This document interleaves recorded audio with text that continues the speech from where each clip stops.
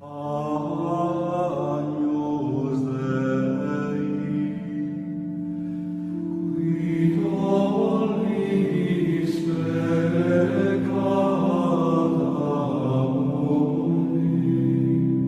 principios del siglo XV, Flandes se convirtió en uno de los principales centros pictóricos de Europa, de tal forma que su pintura ejerció una decisiva influencia en el resto de países europeos. Esta eclosión coincidió en el tiempo con el surgir del primer Renacimiento en Florencia. Flandes era uno de los territorios europeos más pujantes, con una vigorosa actividad económica basada en la industria de los tejidos de la lana, del comercio y de las finanzas, con ciudades tan destacadas como Brujas, Gante, Ypres, Bruselas, Lovaina, Malinas o Amberes, entre otras. Amparada por la corte de los duques de Borgoña, la pintura flamenca de ese momento reflejó el modo de vida de la distinguida aristocracia, de los ricos hombres de negocios, de las corporaciones urbanas, de los gremios y de las cofradías. Los pintores flamencos utilizaron la técnica del óleo, es decir, se valieron del aceite, preferentemente de nuez y de linaza, como aglutinante del color, lo que posibilita una gran brillantez en el rico y variado colorido, y conseguidos matices, texturas, veladuras y efectos de profundidad, así como la posibilidad de pintar los objetos de una forma muy minuciosa. Son igualmente características distintivas de la pintura flamenca el gusto por la suntuosidad, el interés por representar la realidad con gran minuciosidad y detallismo, el simbolismo de los elementos que componen las obras y la ampulosidad en el tratamiento de las telas, plegadas de forma muy angulosa, como acartonadas, con profundos entrantes y salientes. Los grandes impulsores de la pintura flamenca fueron los hermanos Hubertus y Johannes de Eyck, autores de este gran retablo políptico del Cordero Místico de la Catedral de San Pavón de Gante. El políptico del Cordero Místico lo pintaron los hermanos von Eyck entre 1425 y 1432 para la iglesia de San Juan Bautista, hoy Catedral de San Pavón. Se mostró al público el 6 de mayo de 1432 en la ceremonia del bautizo del hijo de Felipe III el Bueno, duque de Borgoña, del que fue padrino el donante del retablo. Un texto latino que se inscribe en los marcos de los paneles laterales exteriores explica que este retablo fue iniciado por Hubertus de Eyck y finalizado por su hermano Johannes. La inscripción dice así: Pictor Hubertus Eyck, major quo nemo repertus incepit, pondus, que Johannes arte secundus frater perfecit, judocivic prece fretus versus extamai vos collocat ad tatueri. El pintor Hubertus de Eyck, mayor del cual no hay nadie, lo comenzó. Johannes, segundo en el arte, su hermano, completó la ardua tarea por encargo de Judocus Vic. Este último te invita, a través de estos versos, a contemplar el resultado el día 6 de mayo. En la última línea del rótulo están destacadas las letras que, interpretadas en números romanos, da 1432, año en el que fue terminado el políptico. La obra fue encargada a Hubertus y tras la muerte de éste en 1426 la finalizó su hermano Johannes.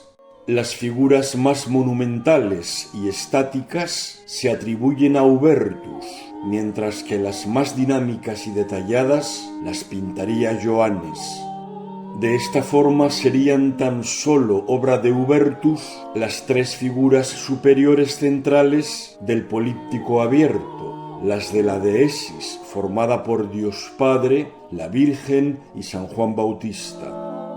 Los hermanos Van Eyck fueron los grandes impulsores de la pintura flamenca y marcan el tránsito, junto a Robert Campin o el maestro de Flemalle, del gótico internacional al estilo flamenco, plenamente asentado en la figura de Roger von der Weyden. Aunque para la posteridad el hermano menor, Johannes, ha sido más relevante, en vida de ambos, el mayor, Hubertus, fue más valorado. Tuvieron otro hermano pintor, de menor entidad, llamado Lambertus, que se hizo cargo del taller de brujas tras la muerte de Johannes. Hubert, o Hubertus latinizado, nació en Maaseik, localidad ribereña del Mosa, en la región del Limburgo, en torno al año 1366, y falleció el 18 de septiembre de 1426 en Gante. Aparte de su participación inicial en el políptico de San Bavón, ninguna obra segura de su autoría se conserva, pese a que se le atribuya alguna. Jean nació también en Maaseik hacia 1390 y murió en Brujas el 9 de julio de 1441. Es conocido también por su nombre latinizado, Johannes de Eyck, o en español, Juan de Brujas o Juan de Encina. Se supone que recibió formación en el taller de Robert Campin, identificado por algunos expertos como el llamado maestro de Flemalle. Fue pintor de cámara para el conde de Holanda Juan de Baviera en La Haya en 1424 y después, a partir de mayo de 1425, de Felipe III el Bueno, duque de Borgoña, entre 1419, sucediendo a su padre Juan I, Juan sin Miedo, y su muerte el 15 de junio de 1467. Felipe el Bueno dispensó a Johannes especial estima y le confió algunas misiones diplomáticas, especialmente como retratista con vistas a conciertos matrimoniales. Su único viaje documentado es el que realizó entre el 19 de octubre de 1428 y el 25 de diciembre de 1429 con destino a Lisboa, a la corte de Juan I, para tratar el casamiento del duque Felipe III con la hija mayor del rey portugués, Isabel de Portugal, su tercera esposa tras enviudar 2 veces y no haber engendrado. Felipe III e Isabel de Portugal fueron bisabuelos del emperador Carlos V, nacido precisamente en Gante y bautizado en la iglesia que albergaba el políptico del Cordero Místico. En ese viaje a Lisboa, Johannes aprovechó para recorrer algunos territorios peninsulares, constando estancias en Santiago de Compostela, Valladolid y la todavía nazarí Granada. En sus obras se refleja un magnífico estudio de la simetría y de la profundidad espacial, una técnica exquisita y depurada y un ponderado equilibrio entre lo real y lo ideal. Sus obras más importantes son este retablo políptico del Cordero Místico de Gante, obra de ambos hermanos, la Virgen del Canciller Roland y el matrimonio Arnolfini. El políptico del Cordero Místico está compuesto de 20 paneles de tabla de roble de las costas del mar Báltico, pintados en 12 tablas, pues 8 de ellas, las alas, están pintadas en ambas caras. La técnica pictórica de la que se valieron los artistas del políptico fue, como era habitual en la pintura flamenca, el óleo. El políptico debió de tener como base una predela, hoy perdida, en la que quizá estuviera pintado el limbo o el infierno. Mide abierto 3,75 de alto por 5,20 metros de ancho, grandes dimensiones, todavía más llamativas en una escuela pictórica caracterizada por el predominio de los pequeños formatos. El políptico permanecía habitualmente cerrado y tan solo se abría en algunas fiestas señaladas, revelándose así su contenido iconográfico más relevante y su mayor riqueza visual. El tema iconográfico global del retablo es la redención de la humanidad por el sacrificio de Jesucristo, el Agnus Dei, el Cordero de Dios que quita el pecado del mundo. Algunas teorías atribuyen a Olivier de Lange, prior de la iglesia de San Juan de Gante, ser el inspirador del programa iconográfico del políptico. El retablo cerrado, de 3,75 metros de altura y 2,60 de anchura, consta de 8 paneles. Están pintados 10 personajes dispuestos simétricamente y con un relato cronológico que comienza en la parte superior, con las sibilas Eritrea y Cumana en la parte central y los profetas Zacarías y Miqueas en los lunetos laterales. La parte central representa la Anunciación, con el arcángel Gabriel y la Virgen María, mientras que en el registro inferior están dispuestos los donantes San Juan Bautista y San Juan Evangelista, estos últimos tratados como estatuas simuladas. Es decir, cerrado, el políptico anuncia la redención. Los donantes son Jos Weitz y su esposa Elisabeth Bolud.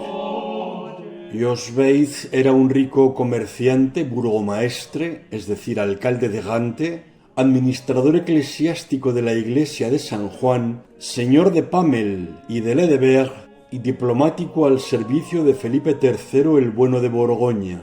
Se casó hacia 1392 con la aristócrata de Gante Elisabeth Bolud.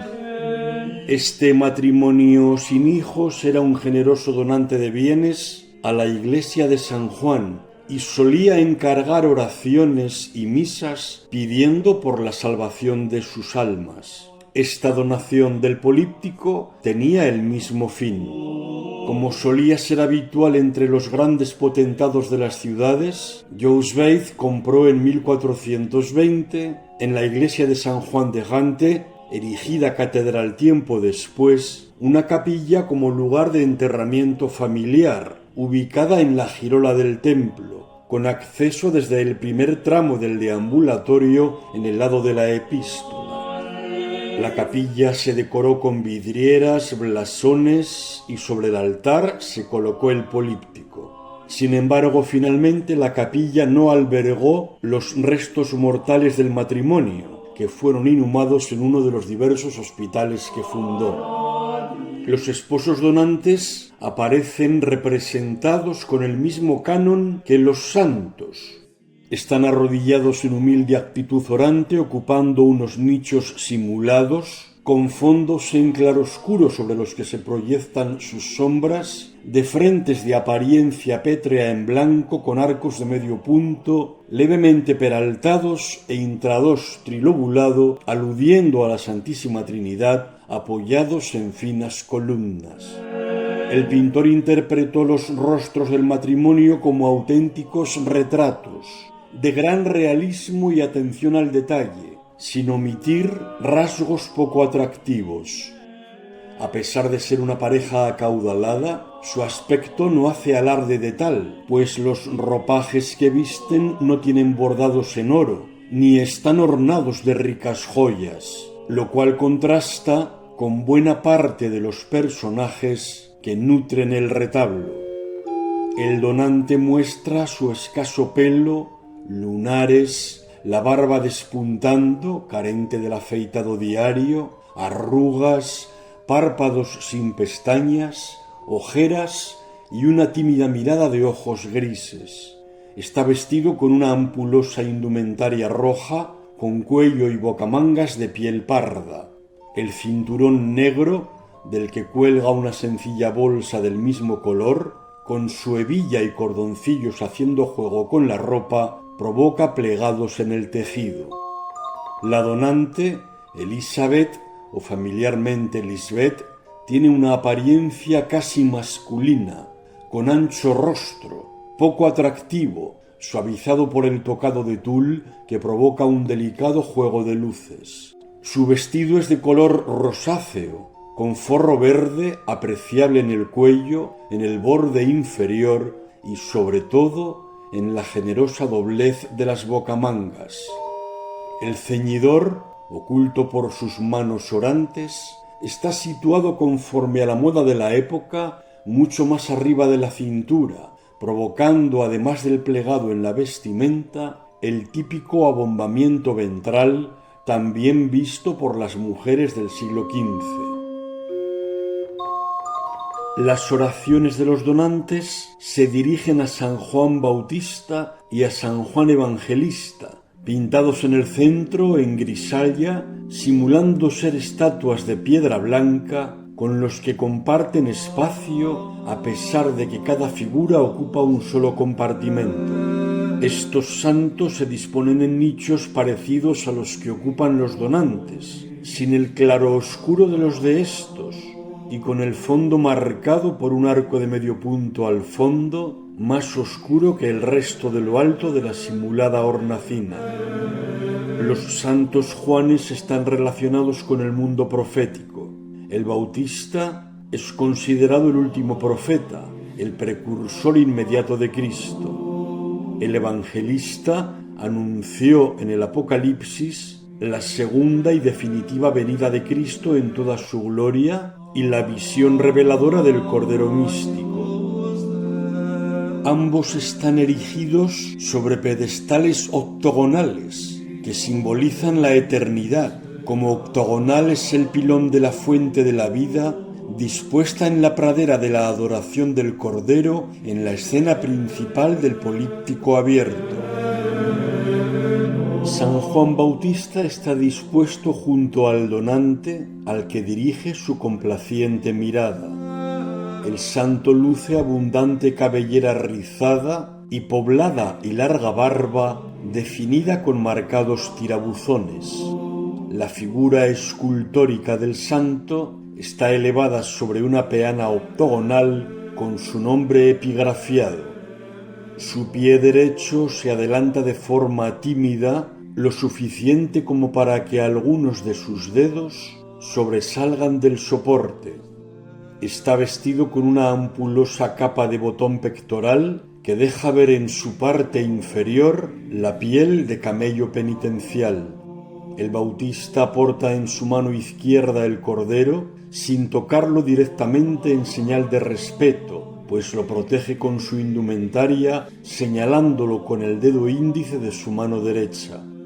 Obviamente el cordero que sujeta y señala es el Agnus Dei, una imagen simbólica de Cristo sacrificado para la redención del hombre y que el propio San Juan señaló como tal en el Jordán. Pero también se ha de tener en cuenta que buena parte de la riqueza y apogeo socioeconómico de Gante provenía del comercio de la lana, por lo que el patronazgo del Bautista y su relación lanar con el Cordero adquiere también un significado nada teológico y bastante crematístico. La relevancia que a San Juan Bautista se otorga en este retablo, doblemente representado en la puertecilla con el políptico cerrado y en la deesis del centro superior abierto, se debe a que, en efecto, en el momento del encargo del políptico era el patrón de Gante. Con la prevalencia de su figura podría afirmarse el sentido de pertenencia a la comunidad cívica y el compromiso con la ciudad. Al lado de la donante está San Juan Evangelista, marcando una casi exacta simetría con respecto a su homónimo Bautista. Como él, adelanta su pie derecho, el único de los dos que hace visible, en este caso protegido por un calcetín sobre la peana con su nombre. Si el Bautista mira al donante, el Evangelista dirige su vista a la donante. Su aspecto es joven, imberbe, con el cabello rizado, de tirabuzones no menos llamativos que los de su compañero. Porta el cáliz que bendice, del que salen serpientes y un dragoncillo, siguiendo el relato de la leyenda dorada de Santiago de la Vorágine, que recrea el episodio en el que el sacerdote de los ídolos del templo de Diana, Aristodemo, le quiso poner a prueba haciéndole beber un vino envenenado. San Juan Evangelista lo bebió hasta la última gota sin sufrir molestia alguna. Para representar el veneno, los artistas recurrieron a figuras de serpientes y dragones. Sobre los donantes y los santos Juanes, en los 4 paneles, se representa el episodio de la Anunciación, relatado en el Evangelio de San Lucas, que evoca los orígenes del nacimiento de Jesús. La Anunciación es la visita del arcángel Gabriel, enviado por Dios a la Virgen María, para pedirle que fuera la madre de Jesús, el Hijo de Dios, por la gracia del Espíritu Santo, petición que fue aceptada por María, entregándose sin reservas a la voluntad de Dios. En este instante, el Verbo se hizo carne, por lo que también recibe este episodio el nombre de encarnación. La escena se desarrolla en una sala en la que el efecto de profundidad se consigue por la proyección de las paredes, el techo y especialmente el suelo. Además, el pintor recurrió a un trampantojo cuando hizo que los marcos reales del políptico parecieran que proyectan sus sombras hacia el interior de la sala, en la misma dirección en la que incidía la luz de la capilla en la que fue colocado el retablo.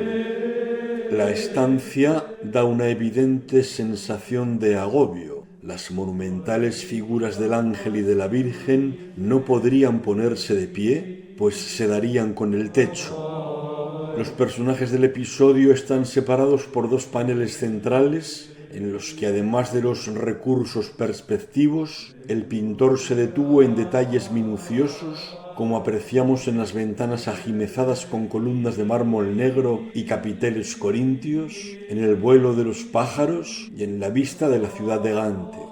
Concretamente, la calle que se contempla a través de la ventana bífora de la tabla contigua al Arcángel se ha identificado con la calle Corte d'Axtis, apreciable por la torreta de la capilla de los Bollebövers. En la tabla contigua, un fino nicho gótico está coronado por un arco trilobulado que, además de concordar con el gusto del momento en su trazado, puede ser una alusión a la Santísima Trinidad.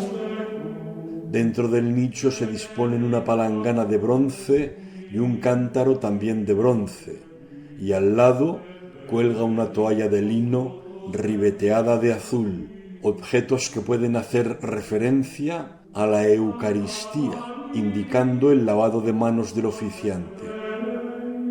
Estos objetos, que reflejan el interior de una casa de la alta sociedad flamenca de la época, hacen también referencia a la pureza de la Virgen María. Tanto el Arcángel Gabriel como la Virgen María están tratados con una rotundidad plástica de aspecto escultórico, al modo de Giotto o de Masaccio, pero sin la apariencia pétrea de las grisallas de los santos Juanes colocados debajo.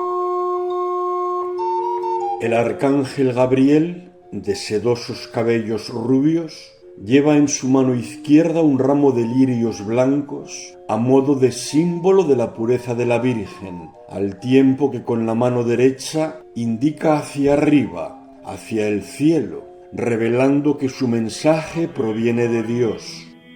El rostro de Gabriel es angelical.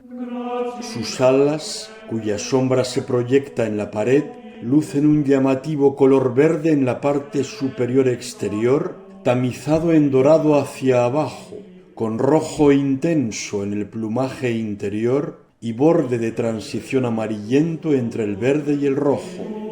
Va vestido con marfileñas túnica y capa de pliegues angulosos ribeteados en dorado, destacando el broche de oro circular del manto, con incrustaciones de 4 perlas y un zafiro, haciendo juego con el frontal de la dorada diadema, compuesto de 6 perlas, rodeando un zafiro rematado con una cruz. En el rótulo se escriben las primeras palabras de la salutación angélica: Ave gratia plena Dominus tecum, salve, llena eres de gracia, el Señor está contigo. Inicio de la oración mariana por excelencia, el Ave María. Ave María, gratia plena, Dominus tecum. María va vestida de blanco de forma parecida a la del arcángel. El broche de la capa es de 8 perlas, rodeando una esmeralda. La diadema de perlas tiene un frontal con un zafiro central orlado de 5 perlas. La Virgen es sorprendida por la presencia del ángel anunciador mientras, arrodillada, está orando valiéndose de un gran libro, apoyado en un atril vestido de paño verde, aprovechando la luz que entra por la ventana. María, girándose para atender el anuncio del ángel, cruza las manos de largos y finos dedos sobre el pecho en señal de humildad y sumisa aceptación, al tiempo que levanta la vista para intentar ver la paloma del Espíritu Santo que se va a posar sobre su cabeza. El rostro de María revela confianza, fe y emoción, al tiempo que responde a la propuesta del enviado de Dios: Ecce ancilia Domini, he aquí la esclava del Señor, según recuerda la inscripción invertida, como si fuera Dios quien la estuviera leyendo. El recipiente de cristal traspasado por la luz, colocado en una repisa junto a la ventana del fondo, es un símbolo de la virginidad de María, evidenciando que de la misma forma que la luz atraviesa un cristal sin alterar su materialidad ni dañarlo, la Virgen concibió y dio a luz a Jesús sin merma de su integridad virginal.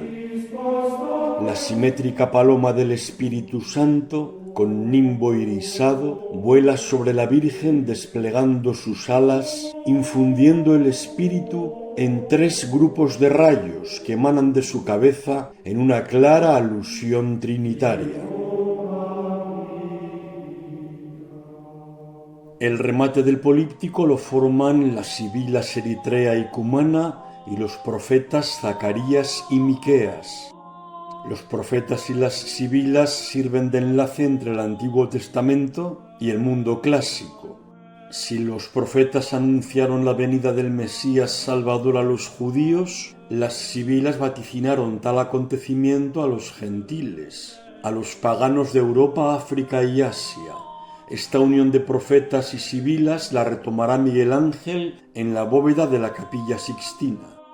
Los 2 profetas y las 2 sibilas tienen el honor de estar colocados en el desván sobre el techo de la habitación de la Virgen, porque anunciaron siglos atrás lo que en esa estancia que tienen a sus pies estaba sucediendo, que una joven virgen iba a quedar embarazada por acción del Espíritu Santo para ser la madre del Salvador, el Mesías esperado por la humanidad para su redención. La sibila eritrea, que parece estar en cuclillas, tiene como tocado un turbante blanco rayado de azul y viste un ampuloso ropaje blanco ribeteado de oro. Lleva en su muñeca izquierda un brazalete dorado tachonado de brillantes y en su oreja luce un pendiente de oro con aro y perla colgante. La filacteria que ondula sobre su cabeza reproduce un verso de la Eneida de Virgilio: Nil mortale sonans afflata es numine celso. No hablas con lengua mortal, estás inspirado por un alto espíritu. Aunque en la Eneida estas palabras se refieren a la sibila, en el contexto del políptico puede ser una referencia a la encarnación del Mesías por obra del Espíritu Santo. La sibila cumana o de Cumas dirige la mirada a la Virgen, llevando su mano al vientre, como sugiriendo el embarazo de la Virgen María. Luce un vestido verde con bordes y grandes bocamangas de piel parda, corpiño azul bordado en oro y está tocada con un turbante marrón cubierto con una malla de perlas y un velo que cae sobre sus hombros. La inscripción Melláparos en el borde dorado del corpiño puede aludir a que esta sibila sea un retrato de Isabel de Portugal, a la que Johannes de Eyck conoció en la misión de 1428-1429, cuando fue enviado por el duque de Borgoña en el grupo de diplomáticos que tenían el objetivo de negociar el matrimonio del duque con la princesa portuguesa.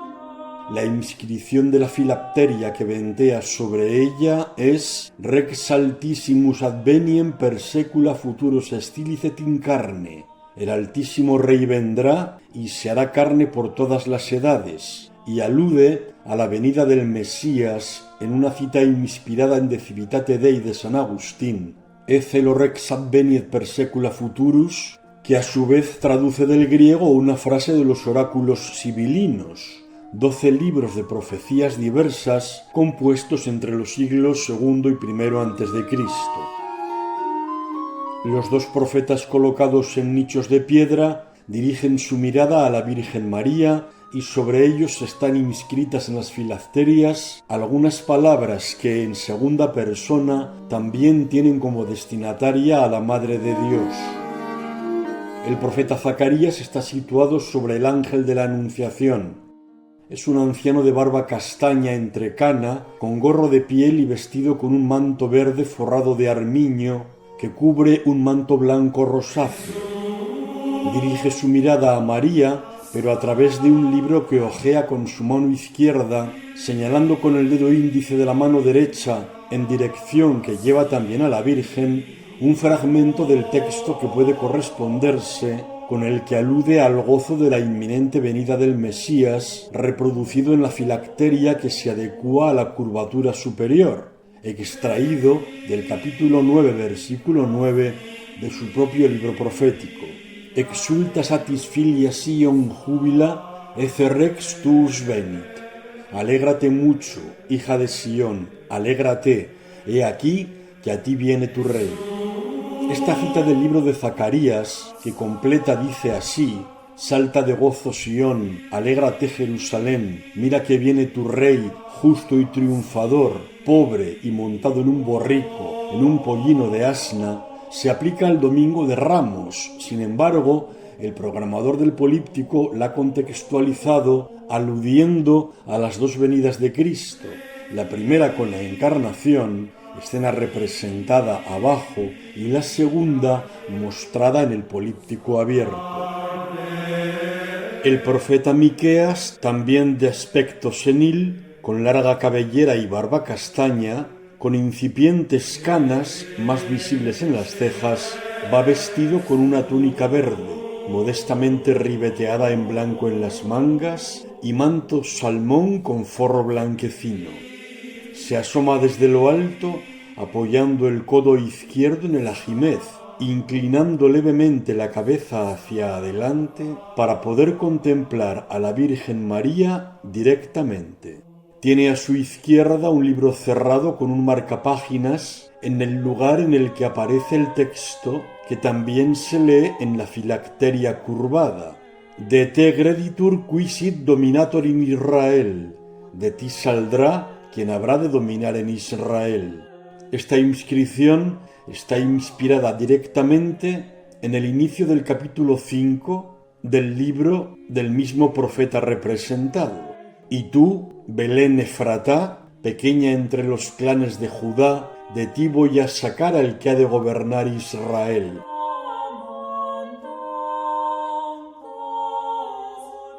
Después de haber hecho el recorrido iconográfico del Políptico cerrado de abajo arriba, si lo hacemos en vertical descendente, encontraremos el preciso mensaje que transmite en un orden cronológico. Arriba, con los profetas y sibilas, las profecías mesiánicas. En medio, su primer cumplimiento con la Anunciación e inmediata encarnación. Abajo, con los santos en el templo y los orantes, el tiempo de la Iglesia.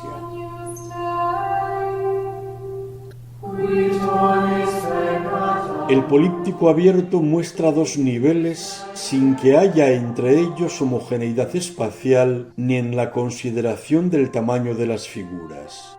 Sí la hay en cada uno de los dos cuerpos, con los personajes concebidos en el mismo tamaño independientemente de su condición. Adán y Eva tienen idéntica dimensión a Dios Padre, por ejemplo, y en la ambientación espacial del inferior, con una continuidad indiscutible en el paisaje en todos los paneles.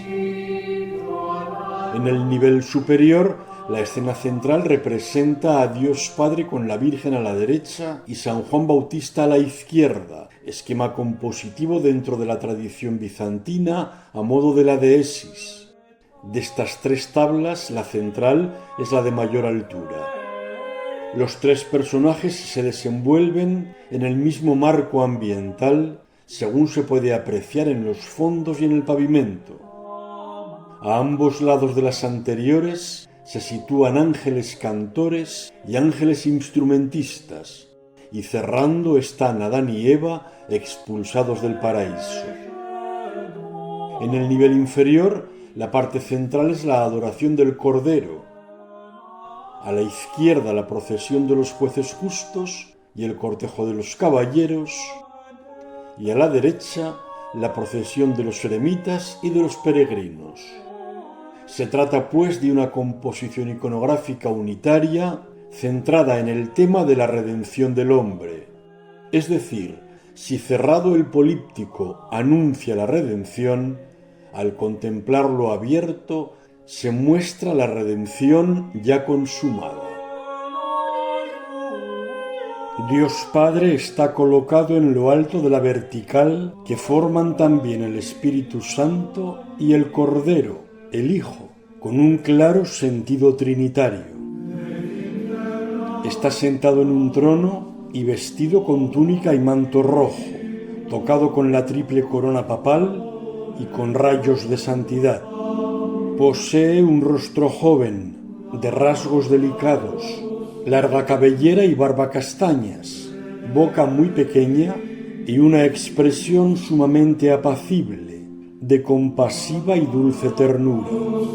Este tratamiento del rostro ha inducido a suponer que en realidad la figura podría representar no tanto a Dios Padre como al Hijo, es decir, a Cristo, o que pudiera ser una fusión de ambos. La tiara es llamativa por su riqueza de joyas. La triple corona sobre el fondo blanco es de oro delimitada con perlas y coronada de cruces, con abundante pedrería preciosa adaptada en su tamaño a las dimensiones que lo forman. Se pueden apreciar, además de perlas, rubíes, esmeraldas y zafiros tallados en diversas formas.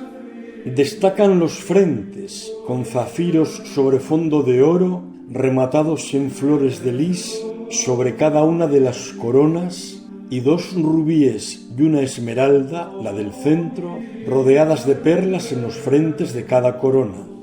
El remate también está remarcado con perlas, rubíes y esmeraldas, y un zafiro bajo una cruz de oro. Las ínfulas de color verde, que cuelgan delante de los hombros, están ornadas de cruces perladas, con el crucero de rubíes y bordeada de perlas. El gran broche pectoral, en forma de clípeo, se compone de rica pedrería ya conocida. En su mano izquierda porta delicadamente un cetro alusivo al poder. Es de cristal de roca, lo que permite al pintor demostrar su virtuosismo técnico en las transparencias, con algunos golpes de enfajados dorados destacando el remate floreado. Dios está bendiciendo con la mano derecha, con 3 dedos levantados en alusión a la Santísima Trinidad.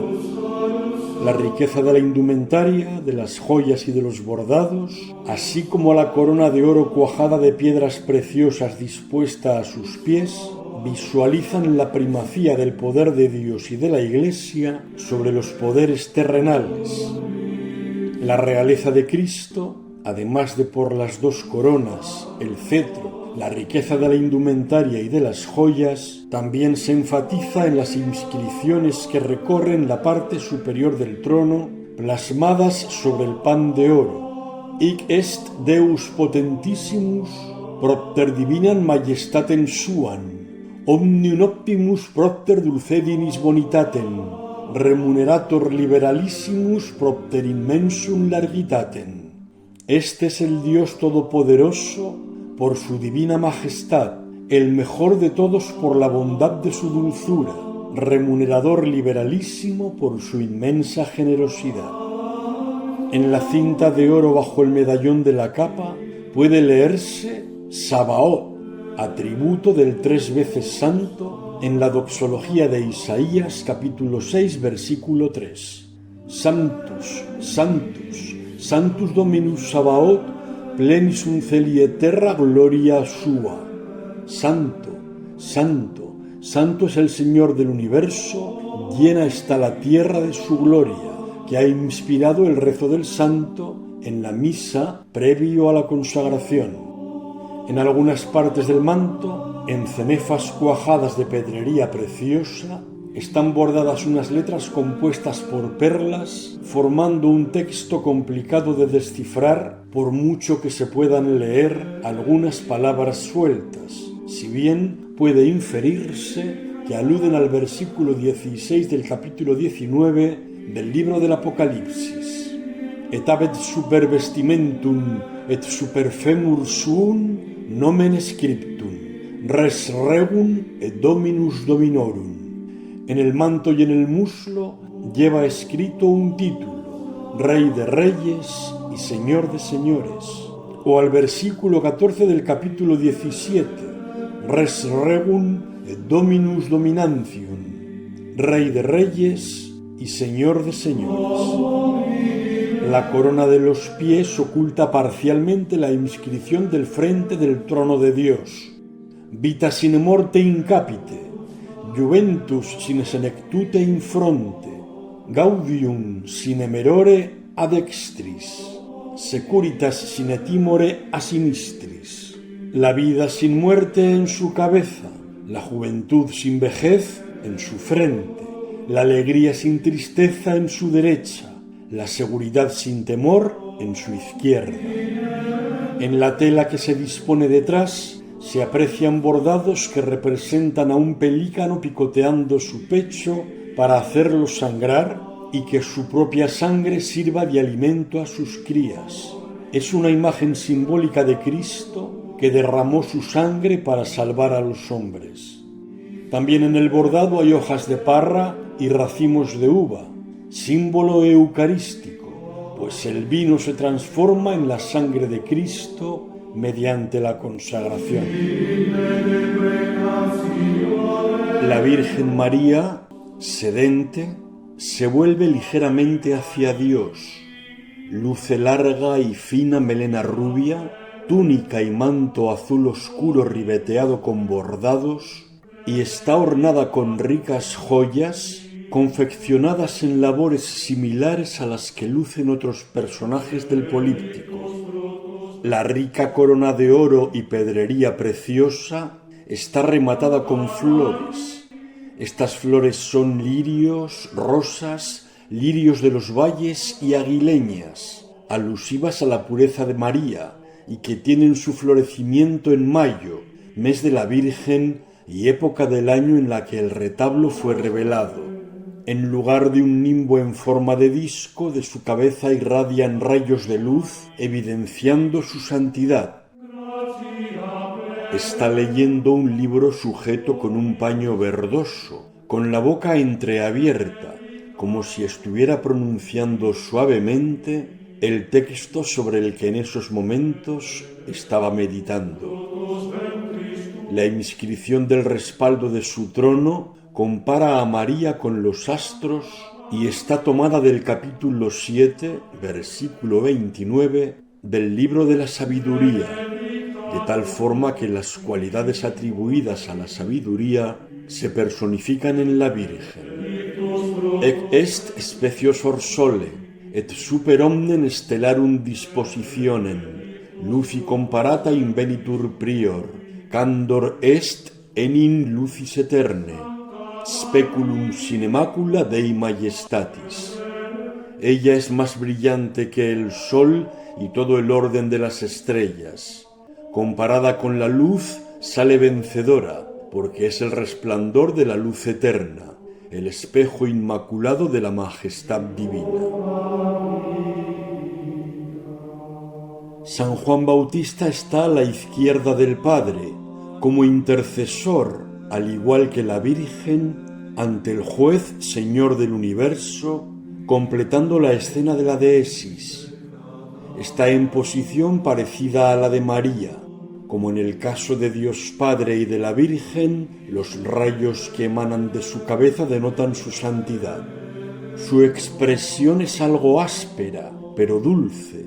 Tiene larga cabellera y barba castañas, con túnica de piel de camello, ceñida con un paño en tono marfil anudado en el frente y capa verde ribeteada y enjollada, destacando el gran rubí pectoral en el que se refleja, como en las joyas de otras figuras, el ventanal de la capilla y de forma imperceptible otros detalles que ocuparían el espacio ante él.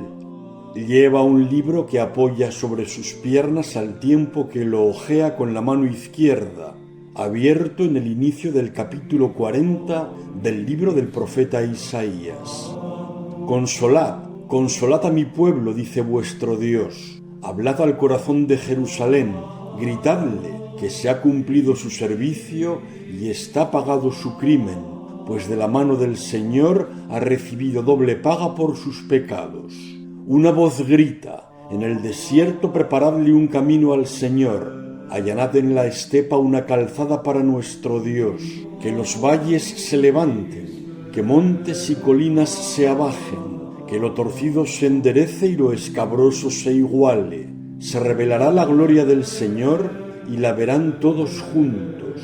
Aquí está vuestro Dios. Mirad, el Señor Dios llega con poder y con su brazo manda. Ante su grandioso poder y su robusta fuerza, ninguno falta a su llamada. Este texto concuerda plenamente con la escena central del políptico, en la que todos acuden de diversas partes a rendir culto al Cordero de Dios. Con la mano derecha, San Juan Bautista señala a Dios Padre, al que dirige la mirada. En este señalamiento, el dedo índice toca la cruz inicial de la inscripción que aparece en el fondo dorado del respaldo de su trono, enfatizando de esta forma la identificación de Cristo con el Cordero, como ocurriera en el Jordán con el Hijo de Dios que quita el pecado del mundo. El Bautista apoya sus pies descalzos sobre el pavimento, imagen que no puede dejar de evocar el pasaje de Isaías, capítulo 7. Qué hermosos son sobre los montes los pies del mensajero que proclama la paz, que anuncia la buena noticia, que pregona la justicia, que dice a Sión, tu Dios reina. En la rosca de su nicho dorado se lee la inscripción: Hic est Baptista Johannes, major homine, par angelis, legis summa, evangelii sanctio, apostolorum vox, silentium prophetarum, lucerna mundi.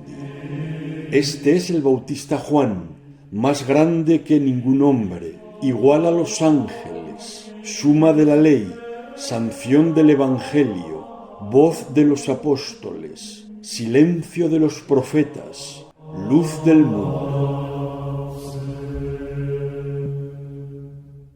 A las espaldas de la Virgen y de San Juan Bautista se disponen respectivamente un grupo de ángeles cantores y otro de ángeles instrumentistas, todos ellos sin sus alas características.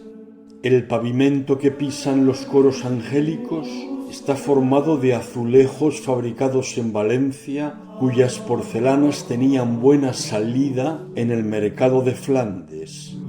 Hay quien piensa que estas pinturas no estarían inicialmente pensadas para integrar el políptico y que fueron incorporadas por los Van Eyck posteriormente.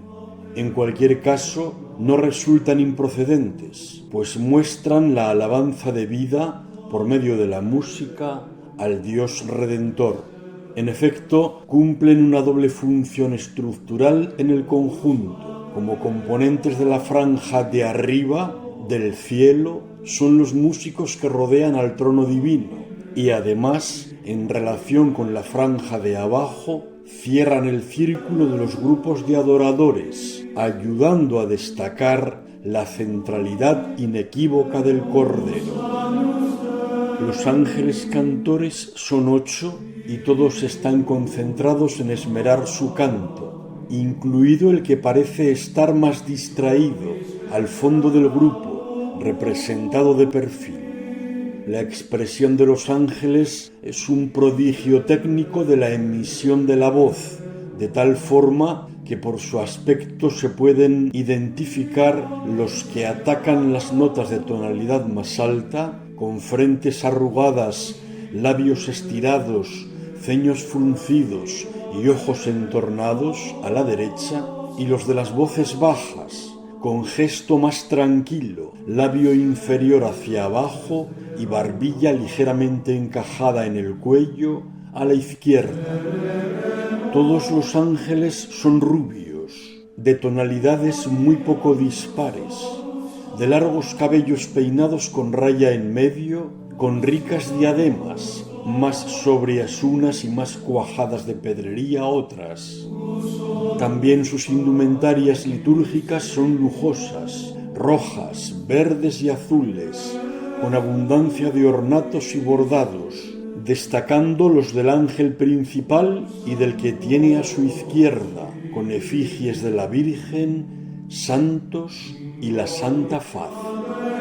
También los broches de estos dos ángeles, los únicos visibles, son sumamente llamativos. El del primer plano es un gran zafiro cabujonado sobre una placa de oro y rodeado de 4 esmeraldas, 4 grandes perlas y 8 de menor tamaño. En la piedra se aprecia el reflejo del ventanal abierto en la capilla donde estaba el políptico. El broche de su compañero es un clípeo dorado con el relieve del Pantocrátor. El ángel principal de primer plano dirige el coro al tiempo que canta. Con la mano derecha abierta marca el ritmo y con la izquierda mueve el codillo de bronce que hace girar el atril de madera en el que está colocado el libro con la partitura de los cantos. En las aristas del hueco que permite el giro del codo metálico, aprovechado también para colocar otros libros, figuran 2 ancianos profetas sedentes. En la base del facistol, dentro de una hornacina, está representada una talla de San Miguel venciendo al demonio. El santo va pertrechado con indumentos guerreros, escudo y espada, y el demonio que se enrosca a sus pies es el apocalíptico monstruo reptil de 7 cabezas con 10 cuernos.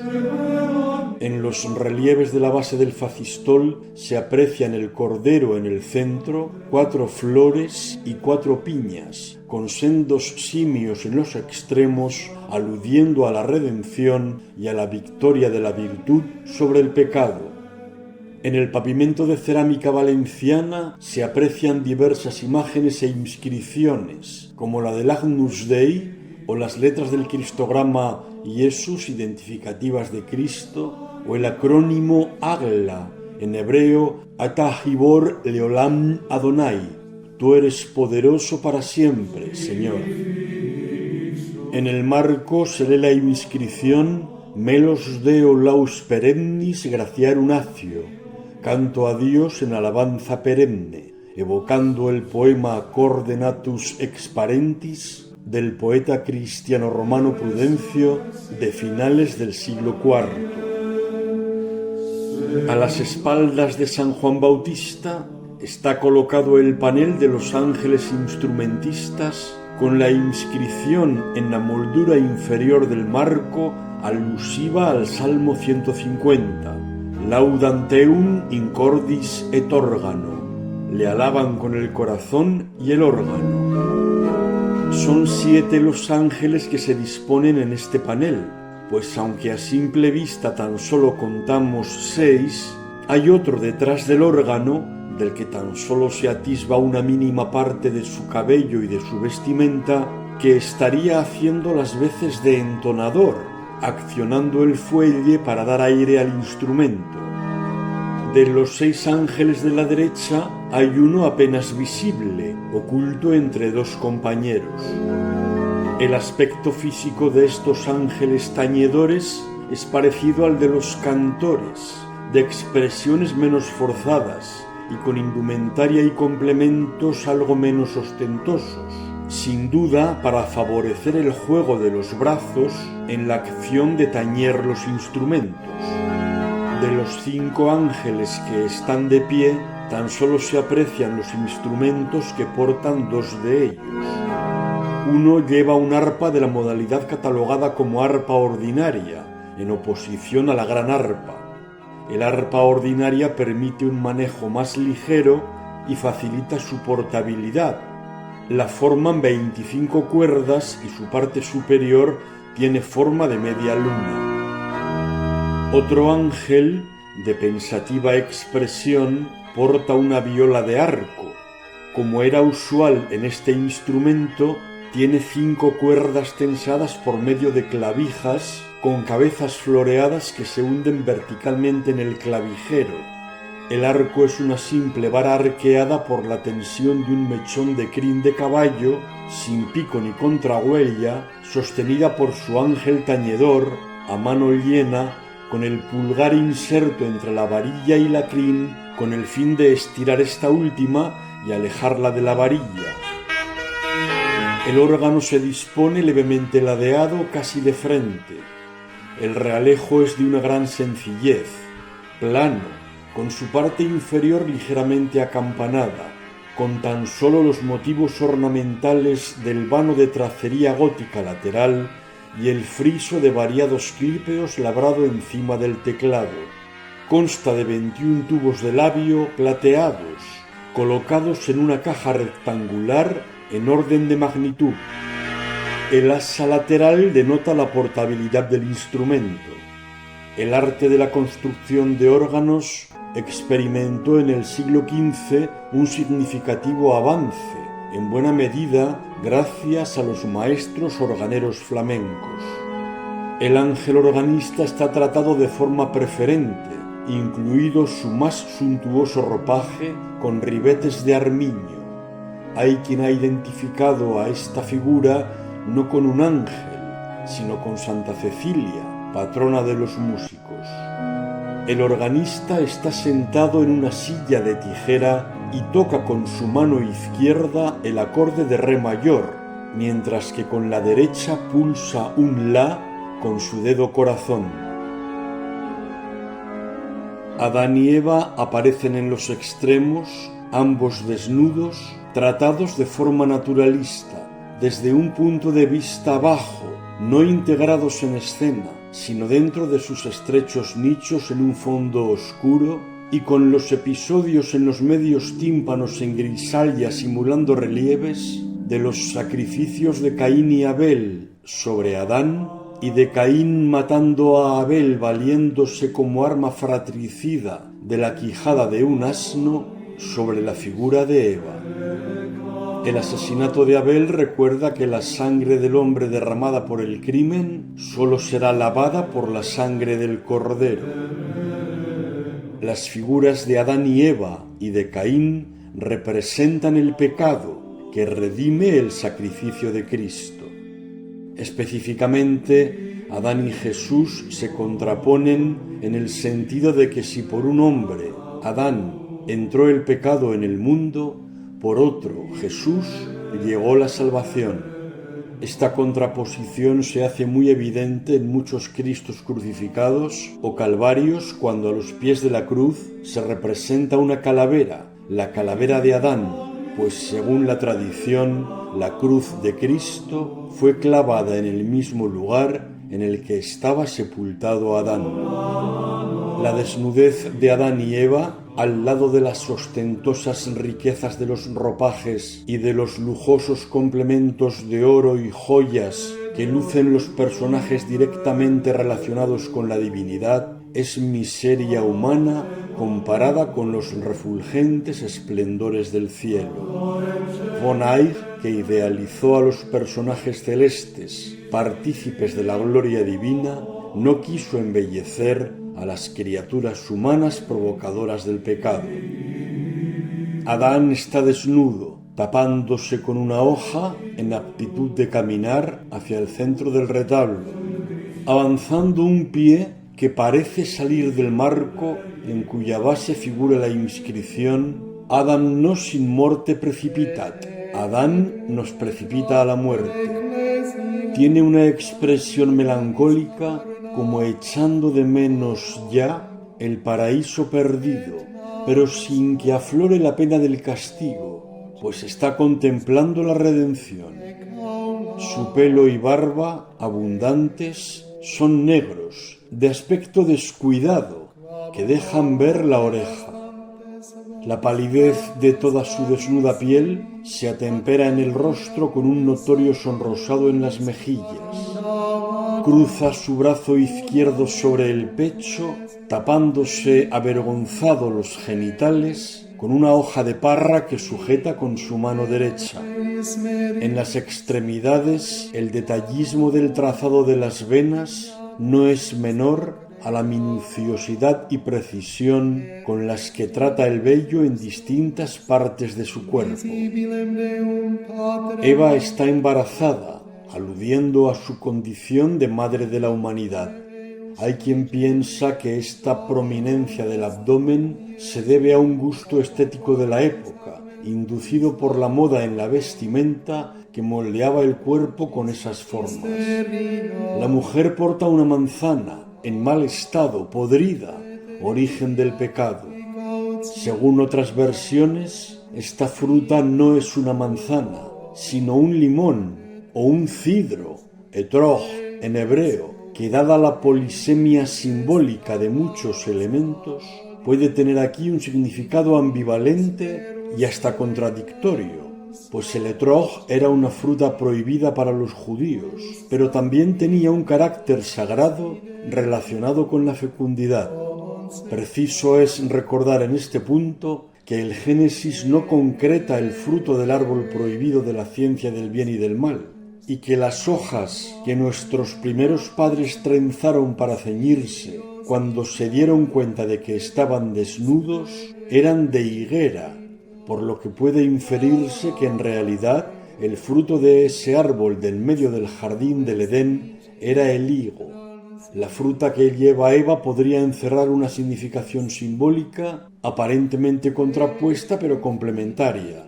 La manzana es el pecado, el limón o cidro, en su caso, al ser tenidos por frutos que podían contener el antídoto para muchos venenos, es un símbolo de salvación, lo cual daría a entender la necesidad del pecado para gozar del privilegio de su redención, obrada nada menos que por el mismo Dios encarnado, como se canta en el pregón pascual.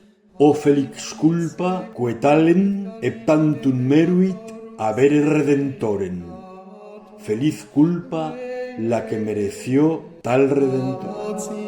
Eva muestra un pecho turgente, juvenil, en una flexible anatomía. Su expresión es dulce, ajena a la comisión del pecado original, pues como Adán, tiene ante sus ojos la consumada redención. A los pies de la primera mujer se lee Eva occidendo orfuit. Eva nos dañó con un crimen. De las tablas del Políptico, la central representa la adoración del Cordero místico por parte de la humanidad. Su prevalencia también se muestra en su magnitud física, pues es el panel más grande de los que forman el retablo, con 2,37 metros de anchura y 1,34 de altura. Los grupos de adoradores se disponen simétricamente a uno y otro lado, siguiendo el eje central de la composición, marcado en el primer plano por una fuente y en el segundo por el altar en el que se sitúa el Cordero místico, rodeado por los ángeles y la paloma del Espíritu Santo arriba.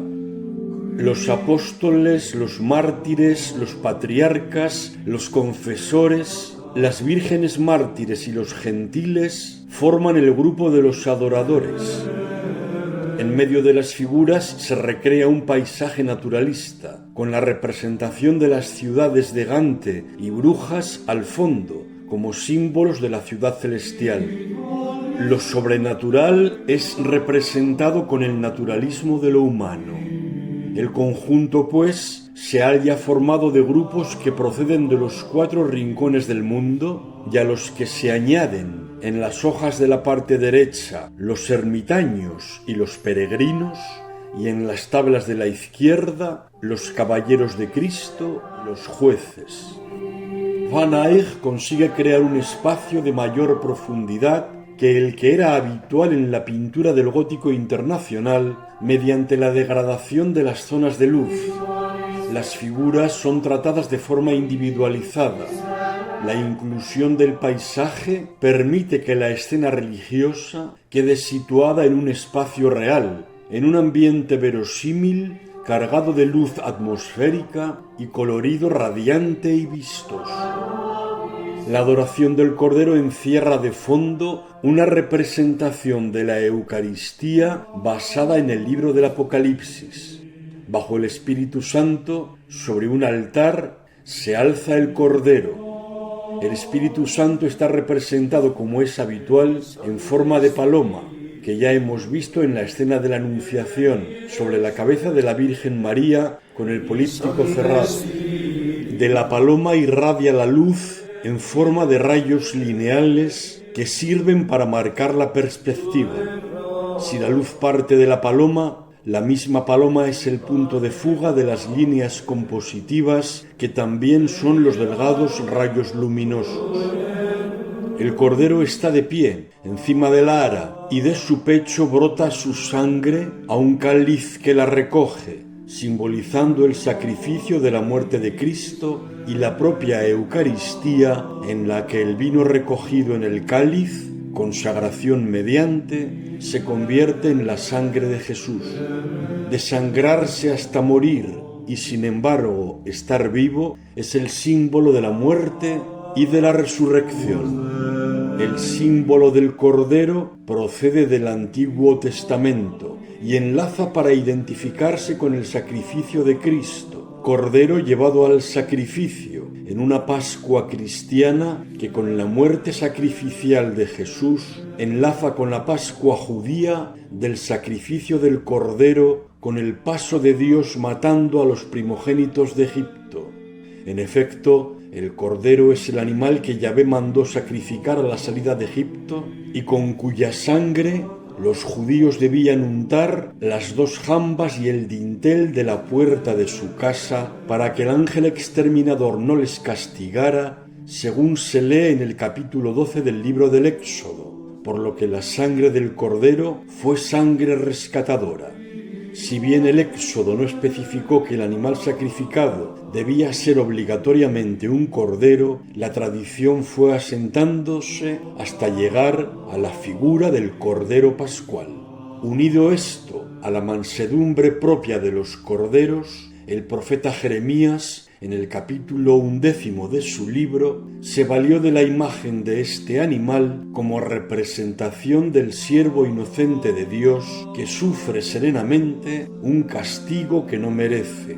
Como manso cordero era llevado al matadero, pero fue el profeta Isaías quien elevó al rango redentor la imagen del cordero, especialmente en el conocido como 4.º cántico del siervo de Yahvé.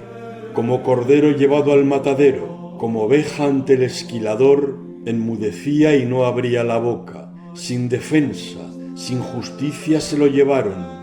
En este relato profético se prefigura a Cristo como víctima inocente, el Agnus Dei que quita el pecado del mundo, señalado y proclamado por San Juan Bautista en el Jordán, en la identificación Cristo Cordero más popular, cuando se dirigió señalando a Jesús: este es el Cordero de Dios que quita el pecado del mundo, según relata San Juan en el capítulo 1, versículo 29 de su Evangelio. El Cordero como Agnus Dei, señalado por el Bautista, se recuerda en el bordado del mantel del altar. Ecce Agnus Dei qui tollit peccata mundi. Este es el Cordero de Dios que quita los pecados del mundo. En el Apocalipsis, capítulo 5, versículo 12, se escribe: digno es el Cordero degollado de recibir el poder, la riqueza, la sabiduría, la fuerza, el honor, la gloria y la alabanza. Es indudable que este pasaje sirve de inspiración al políptico, como el del capítulo 7, versículos 9 y 10 del mismo libro último de la Biblia. Vi una muchedumbre inmensa que nadie podría contar, de todas las naciones, razas, pueblos y lenguas, de pie delante del trono y delante del Cordero, vestidos con vestiduras blancas y con palmas en sus manos, y gritan con voz potente: la victoria es de nuestro Dios, que está sentado en el trono, y del Cordero. En el frente del altar se lee: Jesus via veritas vita. Jesús es el camino, la verdad y la vida, palabras que el propio Jesús pronunció refiriéndose a sí mismo y que fueron reflejadas en el Evangelio de San Juan, capítulo 14, versículo 6. El Cordero está rodeado por 14 ángeles genuflexos, 7 a cada lado. Los 4 ángeles de la parte superior portan instrumentos de la pasión de Cristo. A la derecha del Cordero, el primero, vestido con alba rosácea, con la vista recogida, lleva los 3 clavos en su mano derecha y porta la larga lanza de Longinos en la izquierda, apoyándola en el suelo. El segundo, con túnica verde clara y diadema con llamativa cruz dorada en el frente, sujeta la cruz con la inscripción en arameo, latín y griego de Jesus Nazarenus Rex Judeorum y la corona de espinas. A la izquierda del altar, el primer ángel, con vestidura azul, lleva en su mano derecha la vara con la esponja de vinagre, en correspondencia con la lanza de Longinos del otro lado, y el látigo de la flagelación en la izquierda. El segundo, con túnica rosa y diadema similar al de su compañero del otro lado, soporta la gran columna de la flagelación, en correspondencia con la cruz del lado opuesto, y con la izquierda sujeta la caña de mofa que le pusieron a Cristo los soldados.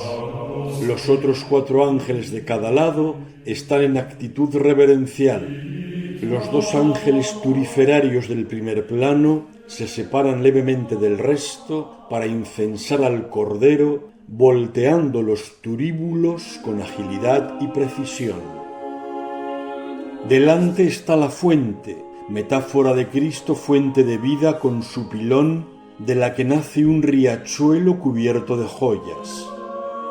En el Apocalipsis, al inicio de su capítulo 22, se lee: me mostró un río de agua de vida, reluciente como el cristal, que brotaba del trono de Dios y del Cordero, al que sus siervos darán culto. Se trata de una fuente de bronce con un vástago dorado y plateado, rematado por la figura de un ángel, marcando el eje de simetría de la composición. El ángel también hace la función de caño, pues de las pequeñas ánforas de sus manos brota agua. El agua que surge de los caños con diferente intensidad provoca en el pilón octogonal los impactos correspondientes con las ondas expansivas en su superficie. El agua es vida, quien beba de esta agua no volverá a tener sed, y también limpieza purificadora, por lo que puede aludir al sacramento del bautismo. La identificación de esta fuente se hace con el rótulo de su pilón tomado del Apocalipsis capítulo 22 versículo 1. «Hic est fons aquae vitae, procedens de sede Dei et agni». Esta es la fuente del agua de la vida, que procede del trono de Dios y del Cordero. De una gárgola mana el agua que forma un borde en la base del pilón y baja por el arroyo, de tal forma que se provocaría la apariencia de fluir al altar sobre el que estaba colocado el retablo. 4 grupos de gente perfectamente definidos acuden a adorar al Cordero. El de primer plano, a nuestra izquierda, es el de los judíos y paganos. Hay profetas y patriarcas del Antiguo Testamento, algunos de rodillas portando libros sagrados, otros de pie. Entre estos personajes se ha identificado a Noé, con indumentaria verde y sombrero marrón, con canas especialmente apreciables en su barba, y al poeta Virgilio, con manto blanco, barba rubia y largas patillas, coronado por una rama de laurel y portando otra de lirio de los valles o muguete en su mano derecha. El resto de personajes lucen indumentarias diversas, se cubren con tocados de distintos colores o están con la cabeza descubierta. El grupo arrodillado más cercano a la fuente tiene sus libros abiertos, algunos sin tocarlo directamente con sus manos en señal de respeto, evidenciando que se trata de textos sagrados, pero ninguno mira lo escrito en ellos, pues fijan su vista en el Cordero. El imberbe con turbante azul que está más cerca de la fuente de vida luce un ancho cinturón de cuero con ornatos dorados. También porta un libro el anciano calvo que está de pie, este sí en actitud de leer, pasando página. En la parte del grupo más retrasado, además de Noé y Virgilio, encontramos entre ellos, en posición preferente, a un anciano de luenga barba negra, vestido de azul y tocado rojo, portando una rama de mirto, que ha sido identificado con el profeta Isaías, y a su lado otro anciano calvo, con larga barba canosa partida, vestido de bermellón. En el grupo, algunos hombres miran al Cordero, otros parecen rehuir esa vista como intentando entablar conversación con sus compañeros, y uno, con tocado rojo, mira fijamente al devoto espectador como queriendo implicarle en la escena. Entre los personajes de este grupo se aprecian expresiones y actitudes diversas, todas en un tono contenido, aunque algunas especialmente adustas. En el grupo de primer plano a nuestra derecha figuran los 12 apóstoles, incluido San Pablo aunque no fue tal, papas, obispos y diversos santos. Los apóstoles llevan sencilla vestimenta rosáceo azulada. La mayoría están de rodillas, enseñando 2 de ellos sus pies descalzos. Entre el colegio apostólico se puede identificar a San Pedro, en el centro de la fila delantera, de frente despejada y rubio cabello rizado, con barba. A San Juan Evangelista, de pie, imberbe, con rubio pelo rizado, y a San Pablo, de luciente calva, con un escaso mechón sobre la frente. El grupo de la derecha, con abrumador dominio de los tonos rojos, lo forman papas, obispos y algunos santos, todos imberbes. Los 3 pontífices se abstienen de mirar al Cordero, pues están leyendo en sus libros. Todos están tocados con la triple corona papal, ricamente ornadas, y portan cruces doradas, de cristal de roca y decoradas con piedras preciosas. Un papa lee su propio libro, mientras que los otros 2 comparten lectura en el que sujeta el pontífice situado de perfil, en actitud meditativa con la ínfula verde que cae sobre su hombro izquierdo. Los obispos son 7. Todos lucen indumentaria pontifical, con mitra y báculo. Casi todos ellos fijan su vista en el Cordero. Como en el grupo opuesto, uno mira al espectador, el que tiene su mitra de fondo blanco. A su izquierda está San Livino, noble de origen irlandés, obispo de Gante a principios del siglo VII, patrón de la ciudad, que sujeta su lengua con unas tenazas, aludiendo a su martirio. Entre la fila de papas y obispos hay 2 tonsurados. Uno de ellos es claramente San Esteban, el protomártir, que recoge en su indumentaria diaconal las piedras alusivas a su martirio. Menos llamativos son los santos situados detrás. En los grupos del segundo plano, apareciendo entre los árboles, el de la izquierda es de santos varones, 3 papas con sus coronas pontificales, 2 cardenales con sus capelos, uno de ellos dirigiéndose al fiel espectador en actitud de bendecir, 11 obispos con sus mitras y detrás un grupo de santos, muchos tonsurados. Algunos de estos santos podrían tener también la condición de mártires, según denotan las palmas que portan, si bien el atributo de la palma no ha de asociarse necesariamente con el martirio, sino también con la alabanza, por lo que no siempre que un santo porta una palma tuvo que ser mártir. Llama la atención el predominio azulado de sus vestiduras, color que está asociado a la pureza de la Virgen María y que en la liturgia actual se suele utilizar de forma específica en la festividad de la Inmaculada Concepción. El grupo superior de nuestra derecha lo componen santas vírgenes y mártires con sus palmas. Entre ellas se pueden identificar con absoluta precisión a 3 de las 4 que en primera fila abren el cortejo. Son Santa Inés con el Cordero, Santa Bárbara con la torre y Santa Dorotea con un cesto de flores. La cuarta puede ser Santa Catalina, aunque no lleve atributo alguno con el que pueda identificarse con precisión. Santa Úrsula camina en la segunda fila portando su flecha alusiva. La mayoría de estas mujeres muestra una mirada recogida, aunque alguna se distingue por apartarse de ese recogimiento, dirigiendo la vista de frente al Cordero. Llama la atención el nutrido número de abadesas que integran el cortejo, algunas identificadas como las santas Ardinlis y Relindis. Este es el único de los grupos que llegan a rendir adoración al Cordero en el que ninguno de sus componentes mira al espectador, como queriendo resaltar el recato como virtud femenina. El verde del paisaje en el que se desenvuelve la escena representa el paraíso.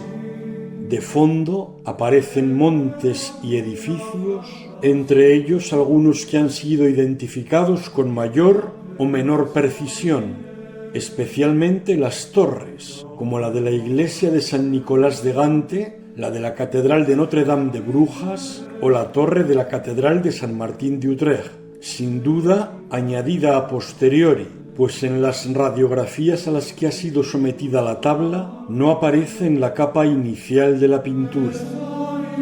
El primaveral verdor del paisaje paradisíaco y las construcciones urbanas concuerdan en el significado escénico, pues la ciudad alude a la Nueva Jerusalén, a la Jerusalén celestial. La ciudad de mi Dios, la Nueva Jerusalén, la que desciende del cielo de junto a mi Dios, según el Apocalipsis capítulo 3, versículo 12. La ciudad santa, también contemplada por San Juan en el Apocalipsis capítulo 21, versículos 1 al 3 y 10 y 11, es la ciudad santa, también contemplada por San Juan en el Apocalipsis, capítulo 21, versículos 1 al 3 y 10 y 11. Y vi un cielo nuevo y una tierra nueva, pues el primer cielo y la primera tierra desaparecieron, y el mar ya no existe. Y vi la ciudad santa, la nueva Jerusalén que descendía del cielo, de parte de Dios, preparada como una esposa que se ha adornado para su esposo. Y oí una gran voz desde el trono que decía: He aquí la morada de Dios entre los hombres, y morará entre ellos, y ellos serán su pueblo, y el Dios con ellos será su Dios. Y me llevó en espíritu a un monte grande y elevado, y me mostró la ciudad santa de Jerusalén que descendía del cielo, de parte de Dios. Tenía la gloria de Dios. Su resplandor era semejante a una piedra muy preciosa, como piedra de jaspe cristalino. En los versículos 23 al 27 del mismo capítulo 21 del último libro bíblico se lee: La ciudad no necesita del sol ni de la luna que la alumbre, pues la gloria del Señor la ilumina, y su lámpara es el Cordero, y las naciones caminarán a su luz, y los reyes de la tierra traerán su gloria hasta ella, y llevarán hasta ella la gloria y el honor de las naciones. No entrará en ella nada profano, ni el que comete abominación y mentira, sino sólo los inscritos en el libro de la vida del Cordero. En las dos tablas de la izquierda están representados los cortejos de los caballeros y de los jueces justos. La procesión de los jueces justos ocupa el panel exterior y se trata de una copia, pues el original fue robado en 1934. El grupo tiene de fondo construcciones de elevado porte gótico, un campo arbolado y un abrupto peñasco coronado de verde césped. Entre los jueces justos destaca el situado en primer término, con vestimenta azul, montando un bello caballo tordo, lujosamente enjaezado, que reacciona al golpe de rienda del jinete. Karel van Mander, a principios del siglo XVII, aseguró que sería un autorretrato de Hubertus. El mismo tratadista estableció también que el rostro de Johannes sería el del juez vestido de negro y que dirige su mirada al espectador, en recurso recurrente para atraer la atención de quien contempla la escena pictórica. El copista de este tablero, Jeff von der Beiken, en 1945, se tomó la licencia de variar la escena original y sustituyó el rostro del juez, situado entre los supuestos autorretratos de los hermanos Van Eyck, que luce un turbante rojo enjollado por la efigie del rey Leopoldo III de Bélgica. El cortejo de los caballeros evoluciona en continuidad con el paisaje de los jueces. Los caballeros de Cristo son aquellos que, según el ideal altomedieval de caballería, han puesto sus armas y arriesgado sus vidas al servicio de Dios. Son 9 los integrantes del grupo, todos ellos a caballo, aunque solo sean visibles los 5 equinos delanteros. Tordo rodado el primero, tordo el segundo, castaño lucero el tercero, tordo el apenas visible cuarto y negro el último, todos ellos con lujosos arreos y dejando la huella de su herradura en la blandura del suelo. Entre los caballeros Homiles Christi hay 5 reyes coronados, la corona de uno de ellos, el del turbante azul, apenas perceptible. Un hombre luce un tocado de piel y 3, los más jóvenes, que llevan la delantera en el cortejo, están coronados con hojas de laurel.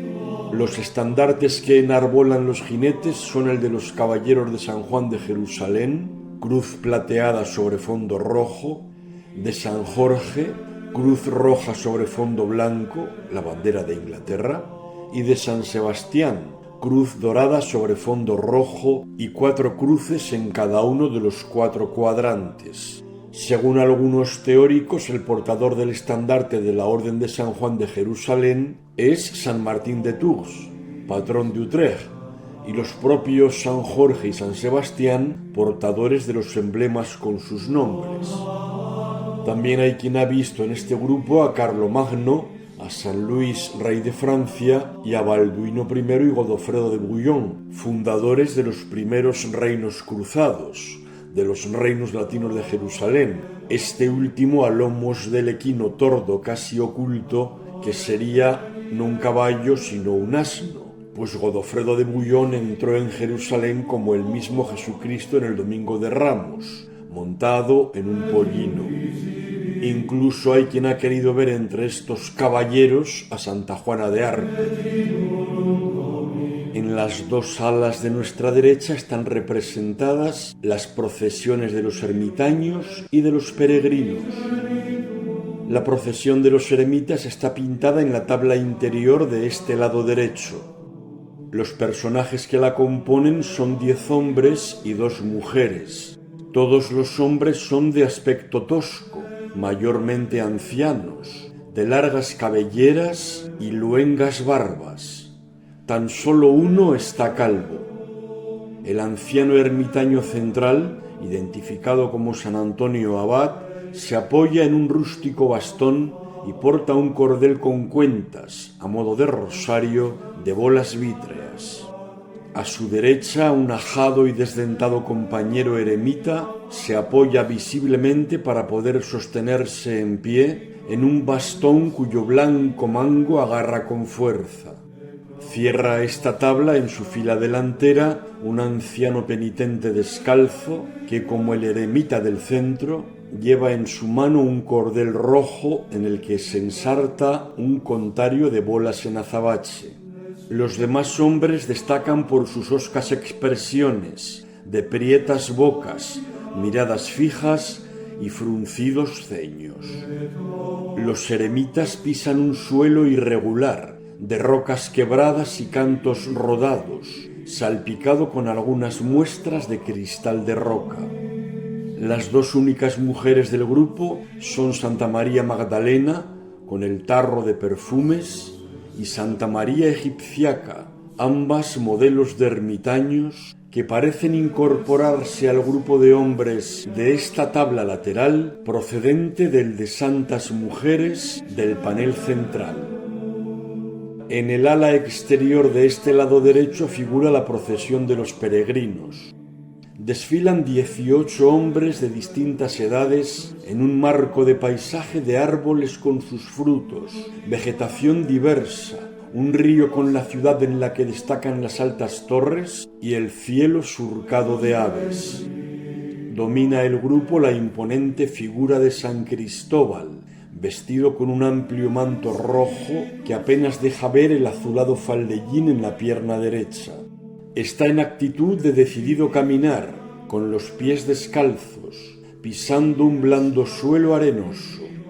Barbado y de larga melena de color castaño, rodea su cabeza un paño blanco que deja ver la parte superior de la misma. En su mano derecha lleva un gran bastón que coge con el manto, mientras que con la izquierda marca a sus acompañantes la dirección a seguir para llegar al campo en el que está el cordero. Entre los demás peregrinos destaca el santiaguista, con la típica indumentaria y la concha colocada en el frente de su sombrero, para algunos el mismo apóstol Santiago, que de ser así estaría repetido entre las gentes que llegan a adorar al Cordero.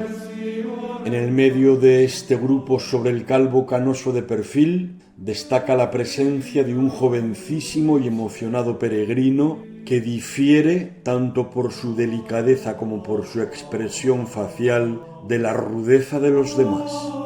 En este grupo hay 2 hombres con sus rostros parcialmente cubiertos por otros peregrinos que miran al devoto, uno moreno de ceño fruncido y otro de cabellera rubia rizada con raya en medio, esbozando una gozosa sonrisa.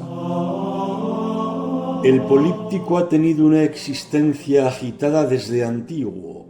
En 1566 fue desmontado y llevado al ayuntamiento, manteniéndolo oculto para salvaguardarlo de la destrucción iconoclasta calvinista. En 1800 fue saqueado por las tropas francesas, regresando a la catedral de Gante tras la derrota napoleónica. En 1816, el vicario de Saint-Bavon vendió algunos de los paneles laterales que fueron a parar a Berlín, adquiriéndolos después el rey Federico Guillermo III de Prusia. Después de la Primera Guerra Mundial, Gante recuperó los paneles. En la noche del 10 de abril de 1934 fue robado el panel de los jueces justos y de San Juan Bautista. El desconocido ladrón devolvió la tabla de cierre, San Juan Bautista, pidiendo a la vez 1.000.000 de francos belgas por la tabla de los jueces. Se atribuye este robo a un tal Arsène Roedertier, que antes de morir confesó la autoría sin desvelar el paradero de la pintura, que todavía hoy sigue sin ser hallada, por lo que se sustituyó en 1945 por una copia. Durante la Segunda Guerra Mundial, el altar fue tomado por el ejército alemán, pues Hitler pensaba que en su pintura se encontraba oculto un mapa en el que se marcaba el lugar donde estaban los instrumentos de la Pasión de Cristo, conocidos como Arma Christi, que conferían poderes sobrenaturales a quienes los poseyeran. La victoria aliada permitió recuperar algunas de las obras apropiadas a los nacionalsocialistas, entre ellas el Políptico de Saint-Bavon. El mensaje global del Políptico del Cordero Místico de Saint-Bavon de Gante es que la humanidad, a pesar de su condición pecadora, puede salvarse gracias a Cristo, que se sacrificó cual cordero para redimir a los pecadores. La humanidad que reconoce su pecado y acepta la benéfica redención mesiánica, unión del cuerpo místico de Cristo en el sacramento eucarístico, se reúne en el paraíso para dar gracias y venerar a Jesús, el Cordero de Dios que quita el pecado del mundo.